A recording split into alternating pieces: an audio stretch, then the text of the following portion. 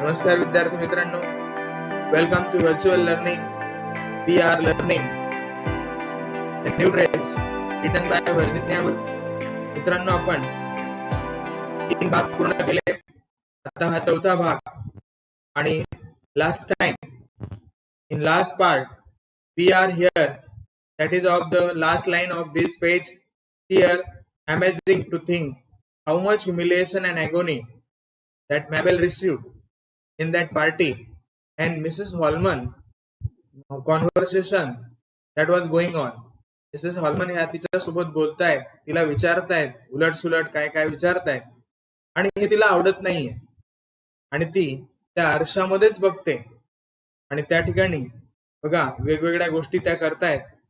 आणि तिचा ड्रेस तिला कसा वाटला तर त्याविषयी पण आहे. Size of buttons, that tadpoles, good buttons. And here आता आपण पुढे बघूया. नेक्स्ट बघा, या ठिकाणी आपण ॲगोनी अँड सेल्फ लोथिंग, स्वतःचा तिरस्कार करते, स्वतः एक प्रकारे इन्फेरियर समजते. And effort and passionate ups and downs of feeling were content. तिच्या मनामध्ये ह्या कशा भावना चालू आहेत तर भावनांचं चढ उतार चालू आहे. That contain in the thing of size of 3 penny. आणि तिला असं वाटतंय की ते जर आपण पैशांच्या स्वरूपात तिच्या भावनांचं मूल्य करायचं झालं तर 3 पेनी, ते 3 सुट्टे भाग, पाऊंडचा सुट्टा भाग पेनी, एवढ्या तिच्या व्हॅल्यूच्या त्या भावना आहेत. म्हणजेच हिअर व्हर्जिनिया वुल्फ आता असं दाखवतायत की बघा, क्लास, अप्पर क्लास आणि लोअर क्लास, ते लोअर क्लासच्या लोकांच्या भावना ह्या एवढ्या किमती नसतात, असं त्यांना सांगायचं आहे. And what was still order. आणि आणखीन कोणती वेगळी गोष्ट बघा, this thing, this Mabel Waring was separate, quite disconnected. आणि ही एकदम सेपरेट आहे, डिस्कनेक्टेड आहे, कारण इतर लोकांसोबत ती कनेक्टेड नाही.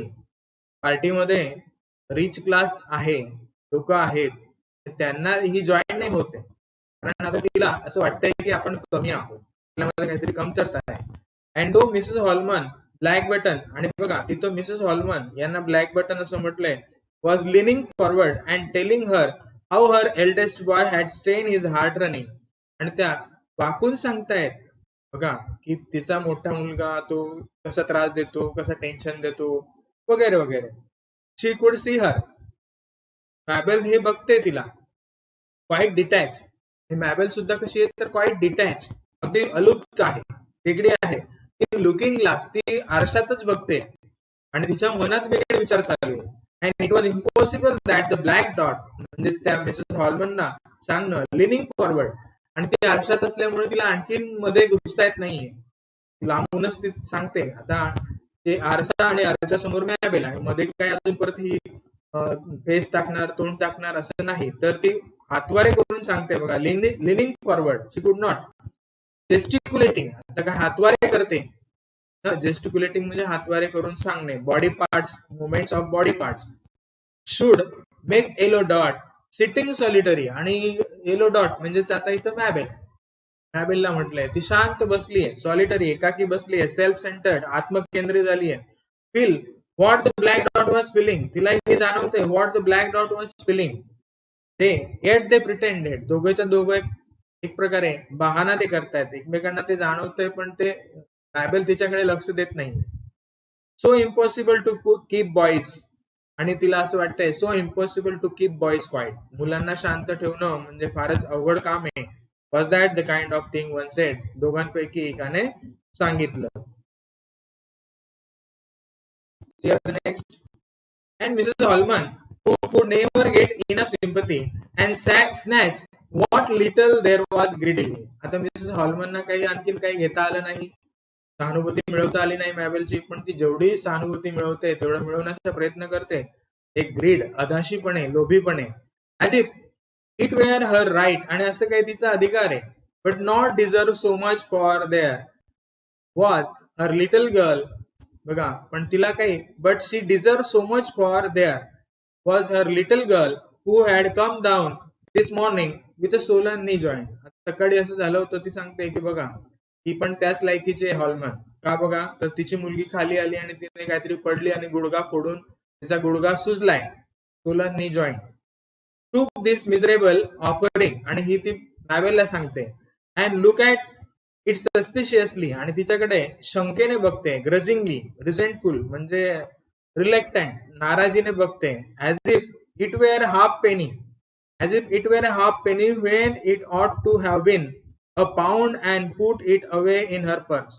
तिला असं वाटायला लागतं की पाऊंड म्हणजेच पाऊंड इंग्लंडमधलं चलन आहे आणि तिला पाऊंड मिळावेत, पण तिला हाफ पेनीवरती समाधान मानावं लागतंय आणि तेवढं ती घेऊन टाकते. आता इथं व्हर्जिनिया वुल्फ पुन्हा काही गोष्टींची तुलना पैशांच्या सोबत करत आहे. ते हॉलमनला खरं तर पाऊंड एवढ्या रकमाच्या गोष्टी मिळायला पाहिजेत, पण तिला तेवढ्या गोष्टी मॅबेलकडनं मिळत नाहीयेत. तिच्याकडनं फक्त हाफ पेनी एवढंच, फक्त थोडीशी माहिती तिला मिळते, सहानुभूती मिळते. ठीक आहे, तेवढी का मिळणार म्हणून तिने घेतली आणि पर्समध्ये टाकली, जणू काही तेवढं घेतलंय, पदरात पाडून घेतलंय.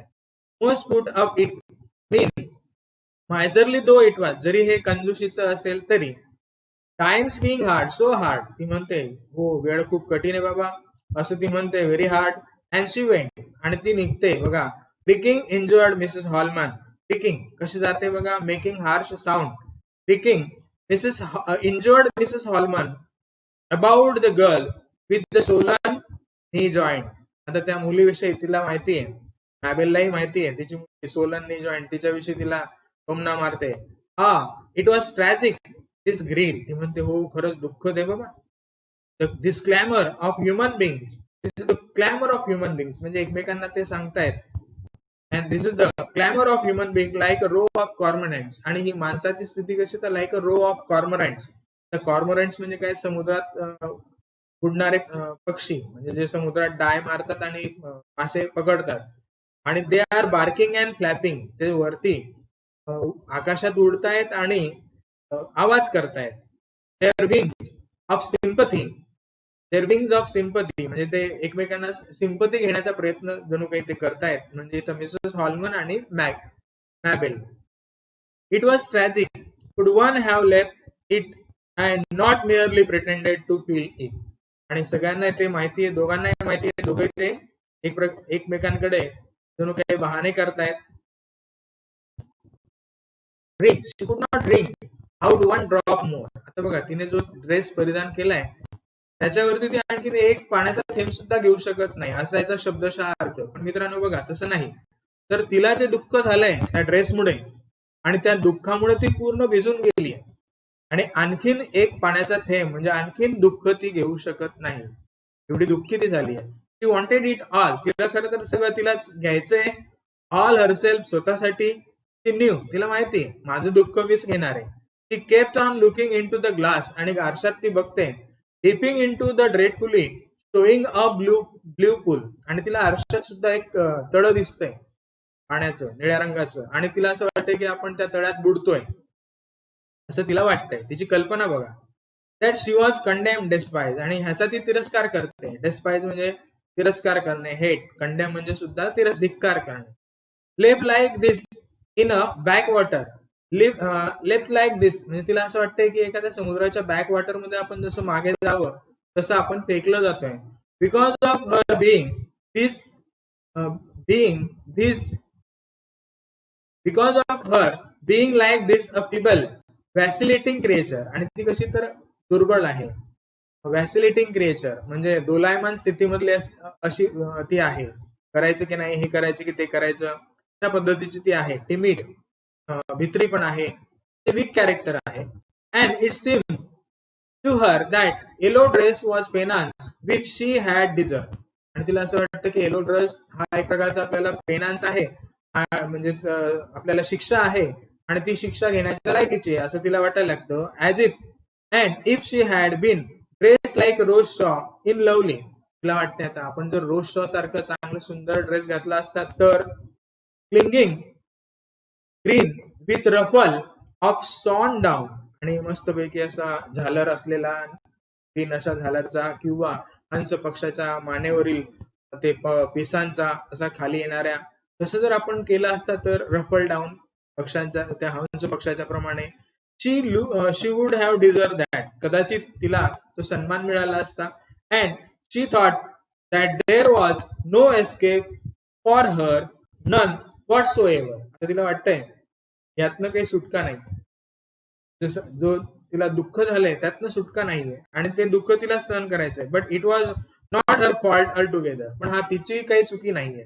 आफ्टर ऑल तर व्हर्जिनिया वुल्फ आपल्याला सांगताय तिची काही चुकी नाही. मग चुकी कोणाची आहे? पुढे बघा. It was being one of a family of 10. ती 10 लोकांच्या कुटुंबात वाढलेली आहे. मित्रांनो, मी तुम्हाला आधी सांगितलं होतं की तिची घरची परिस्थिती फारशी बरोबर नाही आणि म्हणून लहानपणापासून तिला अनेक गोष्टी मिळालेल्या नाहीत. नेव्हर हॅव्हिंग मनी इनफ. त्यांच्याकडे पैसे नसायचे. ऑलवेज स्किम्पिंग. त्यांना नेहमी जेवढा खर्च यायचा त्यापेक्षाही कमी खर्च करावा लागायचा. And paring. गरजा या कमी कमी कराव्या लागायच्या. Paring. And her mother carrying great cans. आणि तिच्या आईला काम करावं लागायचं कॅन वाहण्याचं तरी कंपनीमध्ये वगैरे. And linoleum and the linoleum worn on the stair edges. आणि त्यांचा पोशाख, त्यांचं वस्त्र म्हणजे हे ताडपत्री सारखे किंवा कॅनव्हास सारखे टाईप आणि जे फाटलेले असायचे, ठिकठिकाणी पॅचेस लावलेले, ठिगड लावलेले, अशी त्यांची परिस्थिती होती.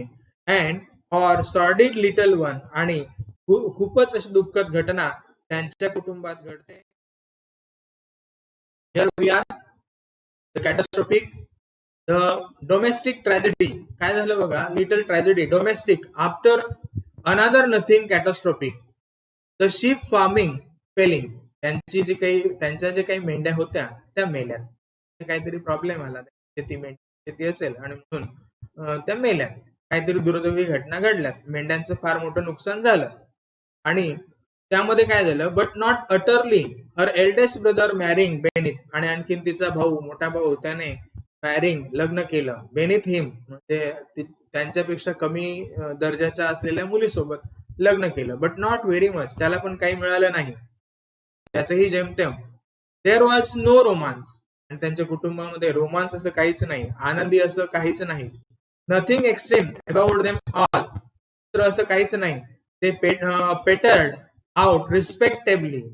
आणि त्यांचं एक प्रकारे पूर्ण कुटुंब कसा तळाला गेलं म्हणजे त्यांची आर्थिक परिस्थिती संपली, खराब झाली. And respectably in seaside resorts.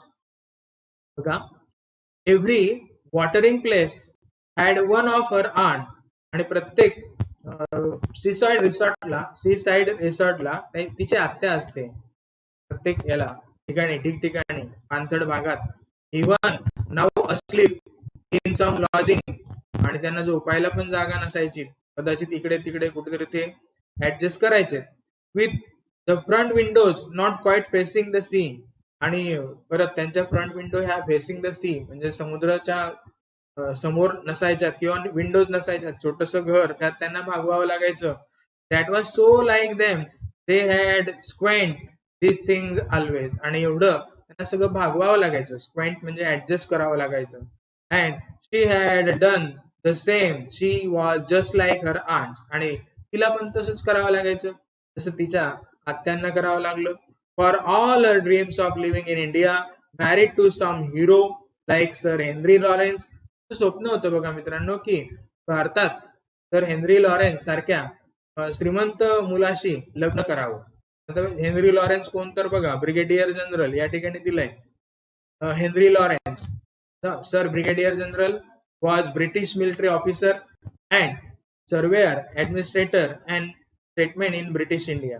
त्यावेळेला भारतावरती ब्रिटिशांचं राज्य होतं आणि हे ऑफिसर आपल्याकडे राहायचे. तसं ह्या श्रीमंत व्यक्तीसोबत तिला लग्न करायचं होतं, पण ते सगळं काय झालं, तिचं स्वप्न अपूर्णच राहिलं. Steel site of native in a turban field her with romance. आणि तिला जेव्हा हे दृश्य आठवतं तेव्हा आजही तिला एक आनंदी वातावरण तिच्या हृदयात निर्माण होतं.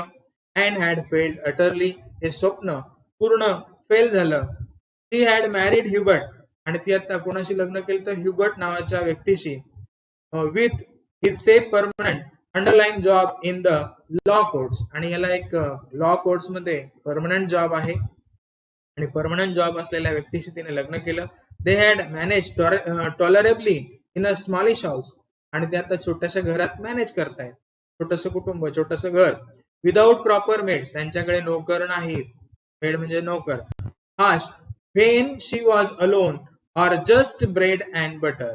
आणि जेव्हा ती एकटी असते फक्त काय जस्ट ब्रेड अँड बटर ते भागवत आहे bread and butter. But now and then, Mrs. Holman was off, thinking her the most dried up, unsympathetic twig. Mrs Holman निघून गेलाय. तिला असं वाटतंय की ही काय एक डहाळीसारखी कोरडी अशा डहाळीसारखी आहे, अनसिम्पथॅटिक ट्विग, त्याविषयी काही दया वगैरे नाही. शी हॅड एव्हर मेट, तिला भेटलेली, ऍब्सर्डली ड्रेस, आणि तिचा ड्रेस तर कसा एकदम गलिच्छ, too and would tell everyone about Mabel's fantastic appearance. आणि आता मिसेस हॉलमन पार्टीमध्ये सगळ्यांना सांगते मॅबेलचं कसं अपिअरन्स आहे, कशी ती दिसते वगैरे. And now and then thought Mabel विचार करते, लेफ्ट अलोन, ती एकटी आहे, ऑन द ब्ल्यू सोफा, त्या सोफ्यावरती बसली आहे, एकटीच ती आहे आरशाच्या समोर, पंचिंग द कुशन, आणि त्या कुशनला पंच करते, मारते, in order to look occupied. तिला असं वाटतं की आपण या सोफ्यावर बसलोय म्हणून आपला सोफा आहे आणि तिची भावना ती व्यक्त करते. For she would not join Charles Bird and Rose Shaw. तिला चार्ल्स बर्ड आणि रोज शॉ यांच्याशी जॉईन करायचं नाही, त्यांच्यासोबत जायचं नाही. चॅटरिंग लाईक मॅकपाईज, आणि ते कसे गप्पा करतायत तर एखाद्या लांब अशा शेपटीच्या ब्लॅक अँड व्हाईट असणाऱ्या अशा पक्षाच्या सारखे ते दिसत आहेत, आणि ते दोघं आणि ते गप्पा करतायत. त्यांना तिला जॉईन करायचं नाहीये. Perhaps laughing at her by the fire place, कदाचित ते शेकोटीच्या ठिकाणी जाऊन हिच्याविषयी हसतायत, मॅबेलवरती हसतायत असं मॅबेलला वाटतंय. Now and then there did come a delicious moment reading. आता तिच्या मनात एक चांगला विचार आलाय, कसला तर डेलिशियस मोमेंट ऑफ रीडिंग, वाचण्याचा. बघा ती काय वाचते बघा, the other night in bed for instant or down by the sea on the sand in the sun. तरी सूर्यप्रकाशामध्ये समुद्र किनाऱ्यावरती ती बसली. ऑर ऍट इस्टर, इस्टरचा तो दिवस आहे. आता इस्टर म्हणजे काय तर बघा, the most important festival of Christian, that is after crucifying. बघा येशू ख्रिस्ताला क्रुसावर चढवल्यानंतर गुड फ्रायडेला, त्याच्यानंतर तिसऱ्या दिवशी म्हणजेच रविवारी पुन्हा येशू त्या गुहेमध्ये दिसलेत, त्याला रिसरेक्शन असं म्हणतात. आणि ही लोक येशूची पूजा करतात वगैरे ख्रिश्चन लोक, आणि येशूचा सण साजरा करतात देवाचा, त्याला इस्टर संडे असं म्हणतात. ती बसली त्या दिवशी. लेट हर रिकॉल इट, तिला आठवत आहे, रिकॉल म्हणजे आठवणे. A great tuft of pale sand grass standing all twisted like a shop of spears against the sky. तर कसं आठवतंय बघा, गवत उगवलंय आणि ते गवत ट्विस्टेड, एकमेकांना असं ट्विस्ट केलेलं, टप बंच, आणि शॉक लाईक स्पियर्स, भाल्यांसारखा वरती आकाशाकडे आहेत, आकाशाकडे जणू काही भाले फेकलेत अशा पद्धतीने तिला जाणवतंय. Which was blue like the smooth china egg. आणि आकाश कसं दिसतंय तिला तर स्मूथ चायना एग, नरम अशा चायना एग प्रमाणे तिला वाटतंय. सो फर्म सो हार्ड, जरी ते फर्म वाटलं, हार्ड वाटलं तरी. And then the melody of the waves, आणि हे सगळं तिला दृश्य आठवतंय. आणि मग मेलडी ऑफ द वेव्स, लाटांचा तो आवाज, हश हश असा आवाज. They said and the children shout padding, आणि मुलं खेळतायत, आवाज. Yes it was divine moment, तो चांगला असा प्रसंग होता, पवित्र असा. अँड देअर शी ले, तर ती पहुडली, पडली बघा. अँड फेल्ट, आणि तिला असं वाटतंय काय बघा, in the hand of goddess who was the world rather a hard हेटेड. म्हणजे अशी देवता आणि त्या देवतेच्या ती हातात आहे, तिला वाटतंय. बट व्हेरी ब्युटिफुल, पण ती गॉडेस कशी आहे, देवता खूप सुंदर आहे. A little lamp laid on the altar, आणि त्या टेबलावरती एक लॅम्प, कोकरू ठेवलेला आहे, पहुडलेला आहे. अल्टार म्हणजे धार्मिक विधी करण्याची ती जागा. Altar one did thing is silly things, आणि कदाचित कोणाला असं वाटेल की ही गोष्ट मूर्खपणाची असेल. अल्टार, तिथं लॅम्प आहे म्हणजे कोकरू, त्याचं बलिदान करायचं आहे. तो तसं बघा काही धर्मामध्ये बलिदान ही प्रथा आहे, आणि भारतामध्ये पण अशा गोष्टी घडतायत मित्रांनो. पण काहींना असं वाटेल की हे सिली, काय ही गोष्ट आहे बलिदान करायचं वगैरे, कोकडे कापायचे किंवा कोंबडे कापायचे. And it didn't matter so long as one never said them, कोणी असं सांगतही नाही. And also with Hubert sometimes she had quite unexpectedly, कधी कधी ह्युबर्ट सोबत म्हणजे तिच्या पतीसोबत तिला ती रममाण होते. काय काय गोष्टी करते बघा, तर carving mutton for Sunday lunch, काय छोट्या गोष्टी, संडे लंचला मटन बनवणे फॉर नो रिझन. या ठिकाणी मित्रांनो आपण थांबूया. पुढील भाग आपण बघूया पुढच्या व्हिडिओमध्ये. Thank you very much.